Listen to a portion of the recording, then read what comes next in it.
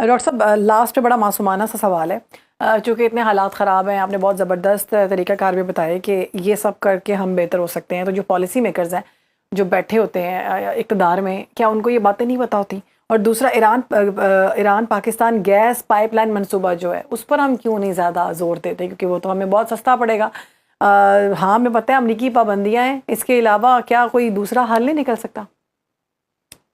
Iran वाला पहला जवाब देता हूँ। मैं रियली उम्मीद करता हूँ कि जो अब आउटकम आएगा, और मैं उम्मीद करता हूँ कि पाकिस्तान अथॉरिटीज़ भी इस आउटकम की तरफ जितनी कोशिश हुई है, और अल्हम्दुलिल्लाह बिल्कुल, पाकिस्तान ने अपना वकार भी बुलंद किया है नो एज अ डाउट।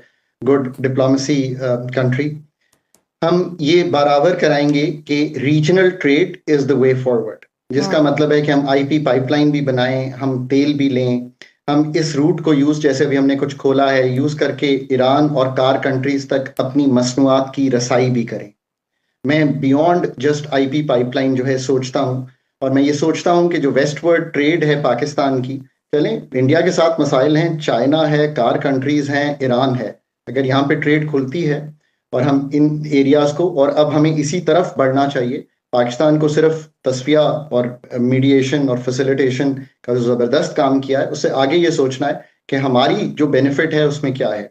इसी तरह जो कराची पोर्ट से फिर जो सामान निकले ट्रांसशिपमेंट का, और वैसे, और हम दुबई की फूड सिक्योरिटी का बास्केट बने, ये पाकिस्तान का फ्यूचर है जो मैंने भी आपको एक्सप्लेन किया है। हुँ, पाकिस्तान की तरक्की का अमल शुरू होगा फूड सिक्योरिटी और फूड बफर्स बनाकर दुनिया को बेचने से।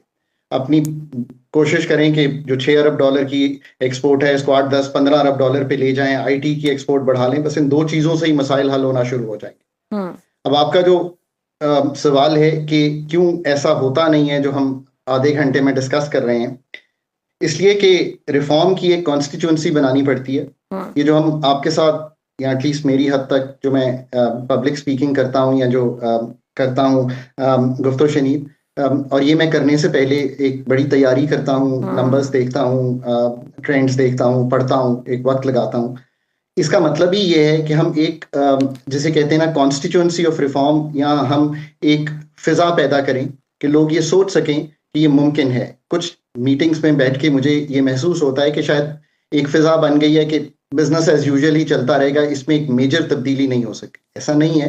पाकिस्तान के मसाइल बड़े मिनिस्क्यूल हैं, हुँ, छोटे हैं, हम कोई इतनी डिफिकल्टी में नहीं है। हम इससे निकल जाएंगे अगर हम इम्पोर्टेंट पोजिशंस पर काबिल लोग और उनको बिठाएँ। फुली ऑथराइज करें, और 3 साल में उनको क्लियर मैंडेट्स दें टू मेक थिंग्स हैपन। और ये एग्ज़ैक्टली। किसी ना किसी दिन मेरी ही जिंदगी में मुझे जरूर होता हुआ दिखाई दे रहा है। इंशाल्लाह, इंशाल्लाह। आप क्या समझते हैं, ऐसे तो फिर शेख खुरनोश, जैसा कि आपने आगाज़ में भी कहा कि मज़ीद महँगी होती हुई दिखाई देती हैं।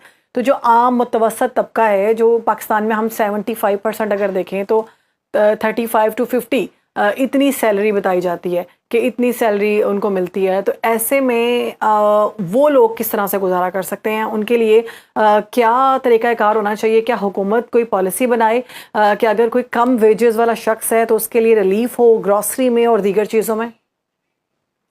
टारगेटेड सब्सिडी रजीम जो है, इनकम सपोर्ट प्रोग्राम पाकिस्तान का, जो 10 मिलियन हाउस होल्ड्स को जाता है, हुँ, बेनजीर इनकम सपोर्ट जी, प्रोग्राम, जी। वो एक बहुत ही फ्लैगशिप प्रोग्राम है। उसको सूबों को टेक ओवर करके आगे बढ़ाना चाहिए। एक एक बात।